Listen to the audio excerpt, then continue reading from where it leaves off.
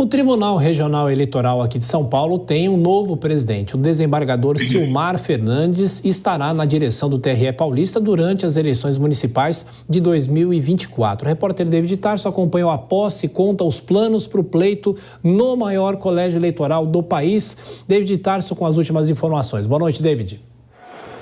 Pois é, Oberhard, muito boa noite a você, boa noite a todos. Mais de 34 milhões de eleitores devem comparecer às urnas em todo o estado de São Paulo e, claro, que o esquema do Tribunal Regional Eleitoral precisa ser muito bem formulado para evitar possíveis fraudes ou até mesmo descaminhos em relação às eleições, porque a principal queixa de muitos candidatos nessas eleições, a gente viu também um pouco disso nas eleições passadas para escolhas presidenciais, né, da escolha do Senado e deputados, mas agora deve dar mais ênfase, é quanto à escolha de prefeitos, vices e também vereadores, porque existe a inteligência artificial, fake news, deepfakes e por isso os discursos foram muito concentrados nesse sentido. O Silmar Fernandes, que foi empossado como presidente do Tribunal Regional Eleitoral, falou bastante disso, sobre essa questão, dizendo que vai combater isso, que vai trabalhar, o tribunal está se articulando e até mesmo existe um projeto de lei na Câmara parado que trata sobre o tema. Caso esse projeto de lei não avance,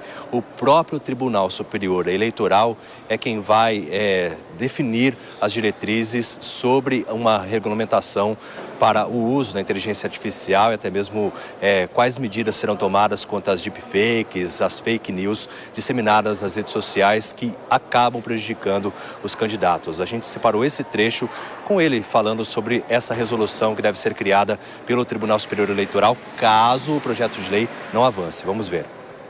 O Congresso deve legislar a respeito disso. Se o Congresso não legislar a tempo, o TSE fará isso através de resolução.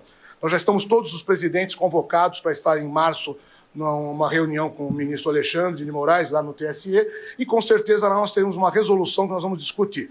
O que eu posso garantir é que aquele que usa, não só aquele que usa, mas também os provedores, e essa é uma ideia, deverão ser punidos. Havendo uma punição como cassação de mandato ou multas altas, as pessoas pensarão duas vezes antes de se socorrer desse artifício malicioso. Pois é, a punição inclusive para quem compartilhar esses conteúdos. Por isso fica o alerta, se você tem dúvidas, não ajude a disseminar, porque as eleições já estão chegando e muita gente acaba compartilhando eventuais coisas que não condizem com a verdade. E os veículos de comunicação também são aliados, a Jovem Pan traz sempre a informação muito bem apurada sobre isso. Então, o Tribunal Regional Eleitoral, o Tribunal Superior Eleitoral, tanto o TRE como o TSE, também vão estar atuando para combater essas situações e os veículos de imprensa são extremamente aliados nesse combate, informando aquilo que é verdade ou aquilo que é fake.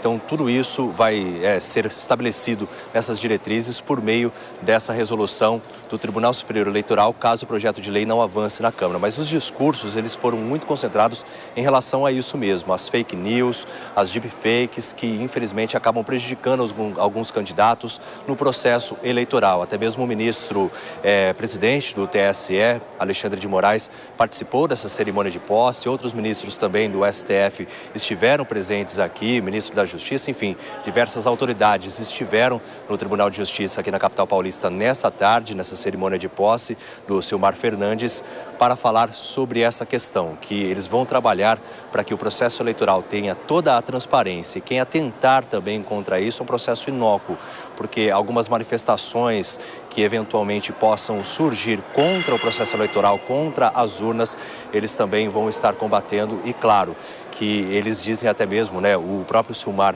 enfatizou isso durante a entrevista coletiva, que não tem o que questionar, porque desde a década de 90 a urna eleitoral por meio digital, ela já é utilizada, né, a urna eletrônica, e nunca eles tiveram problemas, até mesmo comprovações de fraudes. Por isso, realmente, eles vão estar atuando para combater qualquer tipo de fake news, nesse sentido, até mesmo os questionamentos que eventualmente possam surgir sem provas. O Vilela, nosso comentarista, até o encontrei aqui na cerimônia, Velberheit. Acho que ele vai poder também comentar sobre esses discursos, sobre as falas dos representantes do TSE, até mesmo do TRE, que estiveram aqui nessa cerimônia de posse. Claro, sem dúvida, e tem que lembrar da inteligência artificial, que é outro desafio para as eleições esse ano. David Tarso, que então acompanha a posse no Tribunal Regional Eleitoral, volta daqui a pouco com outras informações, então eu passo a palavra para ele. Quem sou eu discordar do nosso David Tarso? Cristiano Vilela, você que estava lá, e uma pergunta mais técnica para você. Nós temos o Tribunal Superior Eleitoral e no âmbito das eleições municipais, os TREs têm esse poder para fazer essas punições, independente do que o Congresso Nacional aprove ou não? Olha, Thiago, eu vejo que é muito importante que a Justiça Eleitoral esteja engrenada para participar desse processo eleitoral, que promete ser um processo bastante polêmico, especialmente nesse contexto de inteligência artificial. E o Tribunal Superior Eleitoral está agora, na próxima semana, promovendo a edição das resoluções. Os tribunais regionais eleitorais, e ficou muito claro isso hoje na posse do novo presidente, desembargador Silmar Fernandes, os tribunais eleitorais estão já em articulação com o Tribunal Superior Eleitoral para que a análise de caso a caso ela seja feita de uma forma muito rápida, porque o direito eleitoral, as eleições, elas são extremamente dinâmicas. Uma fake news, algo feito com inteligência artificial de uma forma irregular, pode, em poucas horas, rodar o país e o mundo. Então, a Justiça Eleitoral está demonstrando que tem condições de vetar esse tipo de informação falsa e garantir a fidedignidade do processo eleitoral.